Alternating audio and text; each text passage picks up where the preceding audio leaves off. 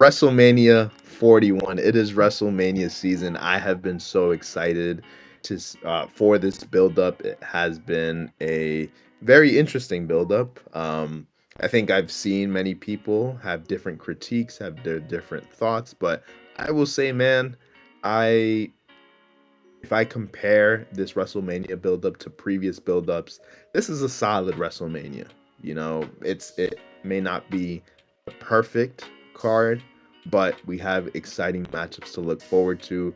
During this segment, we'll be looking into three matchups in particular, and we're going to start out with Jey Uso going up against Gunther, and that will be for the World Heavyweight Championship. And that's been a very exciting uh, build up, but I think a lot of people have still been thrown off by Jey Uso's Royal Rumble win. They've been thrown off by just seeing main event Jey Uso in, I know it's not the main event, but it is a world title match at WrestleMania. I think people have just been thrown off by that.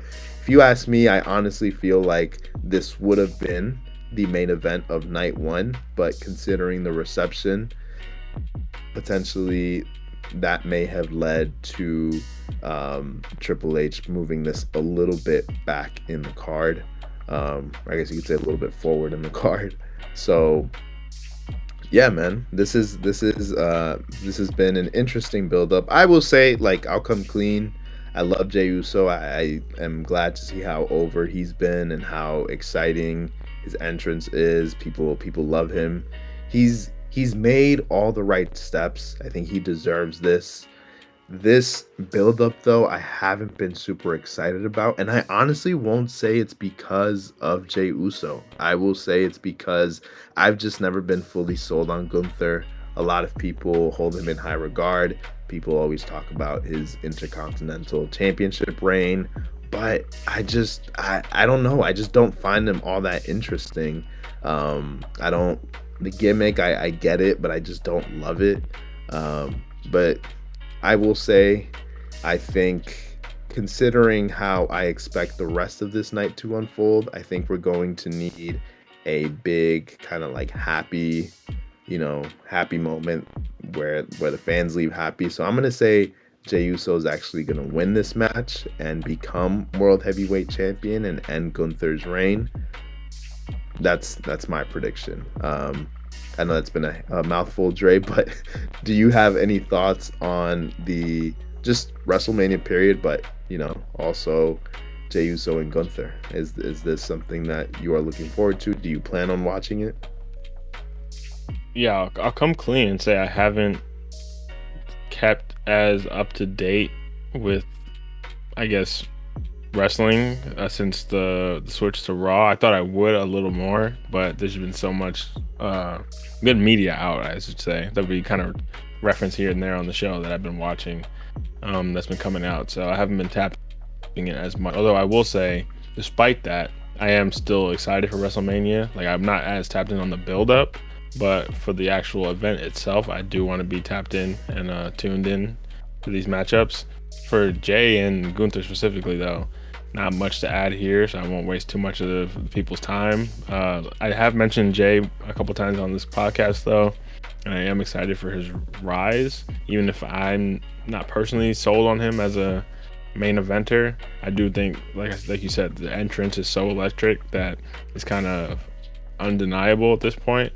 I do think you kind of mentioned it, that him being called main event, Jey Uso winning the Royal Rumble, all this, to not even get a main event slot when WrestleMania now has 2 nights. I think when it was a one night thing, that's a little more forgivable. But I think, and I'm not even mad at it. Like, obviously the match that is the main event, I'm way more excited for that too.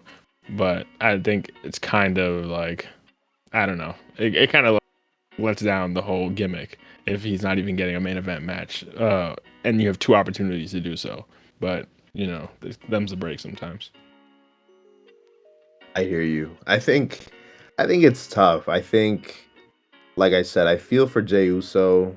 He's worked incredibly hard to get over. He's worked incredibly hard to build up this gimmick that he has, and he's done such a good. He's literally done everything the right way. I know I've said that already, but it's just like, man, like, I also will say the reality is he's also he's literally in the company at the same time as CM Punk is exiting his, at the twilight of his career, I guess you can say, at the same time where John Cena is on his farewell tour.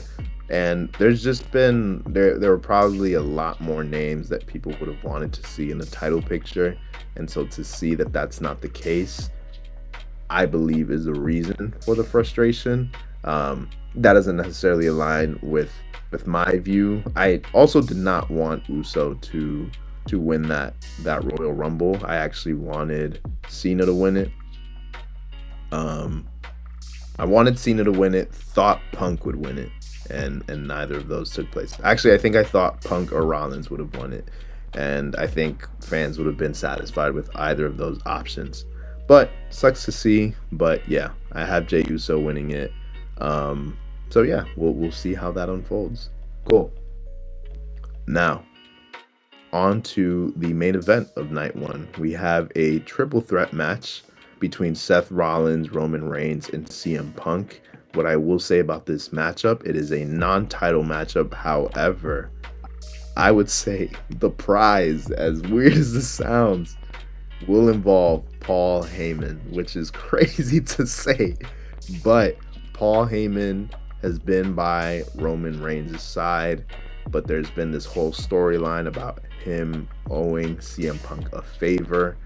So that's like long-term storytelling there, where there's years back before Punk's initial exit out of the company, he there was this moment where Heyman promised him a favor. So now that's been brought up, where Punk is kind of like, Heyman, you still owe me a favor. And Rollins has also inserted himself into this feud because he has had his well-documented differences with CM Punk, which I will say, I'm going to take a moment to focus on that. That has been real life beef. So for those who may not watch, Punk and Rollins were buddies coming into as Rollins debuted in as he made his debut in the WWE. And according to Rollins, after Punk walked out of the company, he kind of turned his back on Rollins and the Shield. And I guess according to Rollins, he thinks Punk expected Rollins to maybe not necessarily walk out of the company with him, but Rollins was in a place where he was building up his reputation, building up his spot on the card and in the roster. And to see someone like Punk, who had helped him in his initial years in the WWE, completely badmouth the company that he was, as Rollins will say, carrying on his back, I think that led to the differences that have been well documented. And for those who may think, man, it's wrestling, it's fake, these people have had real interviews with real journalists, and they would explain and they would make it clear if those differences were not real.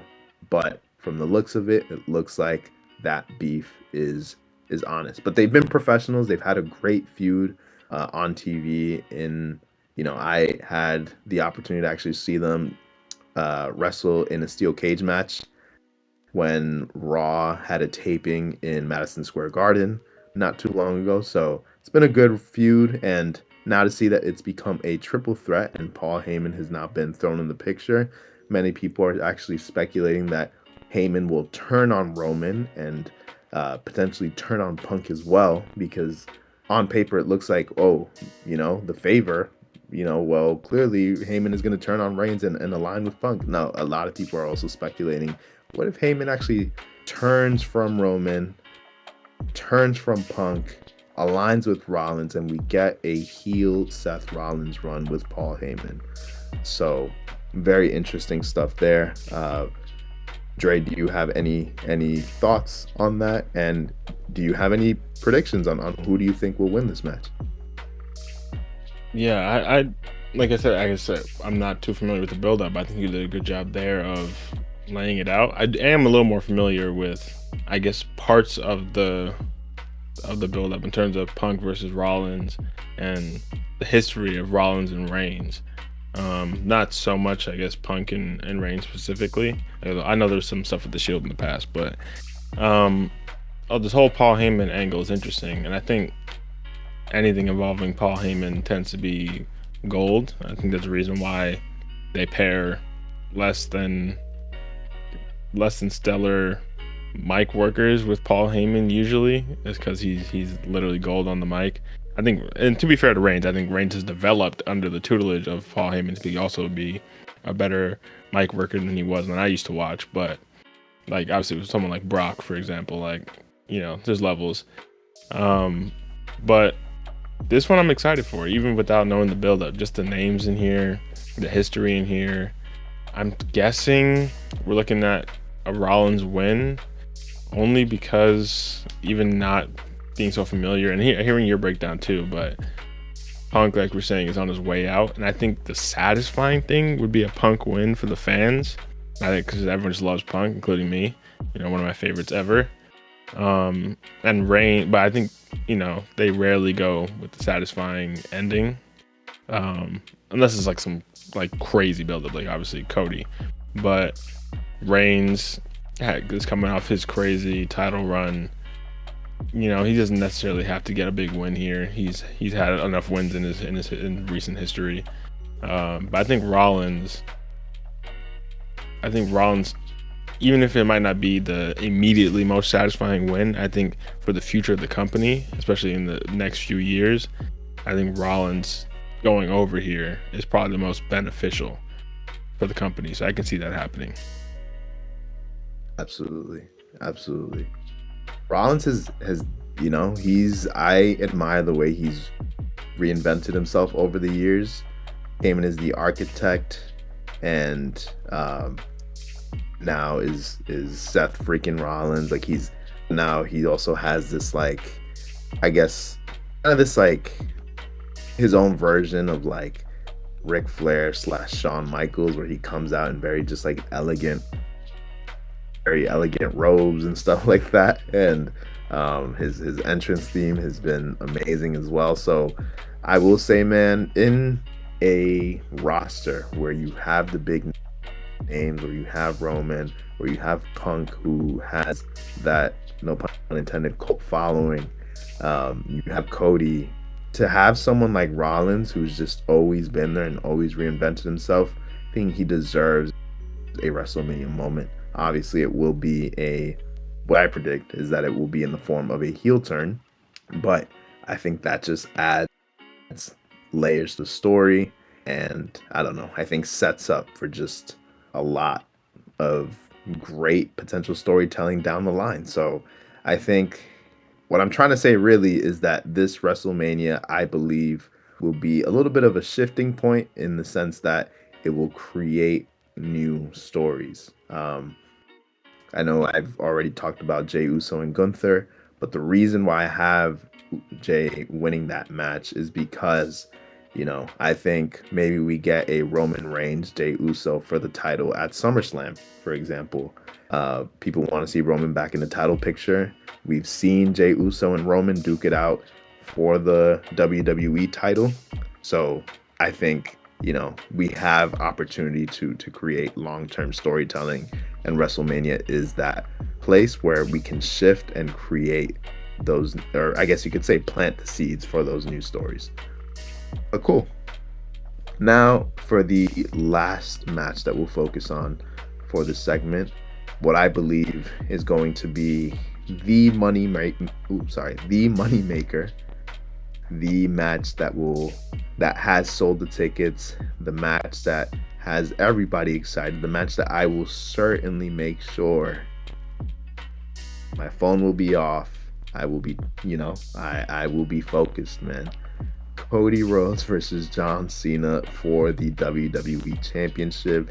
This is John Cena's final WrestleMania match, and it, with good reason, will be the main event of night 2, which, by the way, again, for those who may not know, the main event of night 2 is the main event. We have 2 nights, you know, Punk is getting his main event. But the real main event is this match. This is what has sold the tickets. This is what has the people excited. This is the storyline that I believe has been executed the best. So, do you have any thoughts, any predictions? For this one, oh boy, this one's the toughest one, and not necessarily because, like you said, like it's pretty obvious where the future of the company is. Like you said, this is last WrestleMania. We all know it's been established. This is his farewell tour in his last year. But just from an emotional point of view, even being someone who hasn't kept up in the last however many years, I guess it kind of aligns with John Cena himself going part time. But him being that constant of the years that I was heavily invested in the company, it's crazy to think that John Cena's last WrestleMania is actually here. Like he's just that constant. It's that's so wild. I can't even wrap my head around it. But for this match itself, I think we could see a John Cena win, and it might not be a clean win, which is kind of crazy considering it's Cena once again. That kind of goes against everything he's built up. But I think that's part of the story that they're telling, and I can see a John Cena win, just so we can get a bit of a title run. Before I think it'd be unsatisfying or dissatisfying, whatever the word is, for him to just win like late in the year and have it for like a month and then he's gone, or he loses it. I think give him a couple months with the title, let him run that, and then maybe Cody can win it back at SummerSlam or something like that, or later on in the year. Because I do think you probably need him to actually lose it, put someone over it at the end of the year rather than him just vacating it. But I think for this moment, I think if he was still a face, then I would be more likely to say he'd lose, because that would be, I think it would be too on the nose and too cheesy, even though I wouldn't mind it. I think it would be, for what Triple H is trying to do, a little too much for him to win it as a face. But I think as a heel, now they've opened that door for him to get potentially a dirty win and continue the storyline. Obviously The Rock is involved, all this. I think that could be a more exciting moment where you get the John Cena win that everyone wants. Even though he's the heel, everyone still loves him, but it's not super cheesy and corny. Like, it actually does something for the storytelling of the company beyond him. So I'm gonna go with a Cena win here. Obviously, predicting WWE is funny because it's scripted, but I'm still going with the Cena win here. Absolutely. I'm with you, man. I think it's only right. And what I will find, and I don't quite right now, I'll give my input. Saw Cena turn heel, right? We saw him turn on Cody, but we also saw an alliance with The Rock. And my one complaint about this buildup is that the Rock alliance has not been addressed. It's been all of it has really been Cena just explaining why he has turned heel, which I get it. It's the elephant in the room. It's something we thought we would never see. I understand why you are addressing it. However, as a fan, as someone who is watching this buildup, I want to know, why do you align with The Rock? Why did you choose to join forces with him? Why do you walk out with him and Travis Scott at the end of the Elimination Chamber? Why?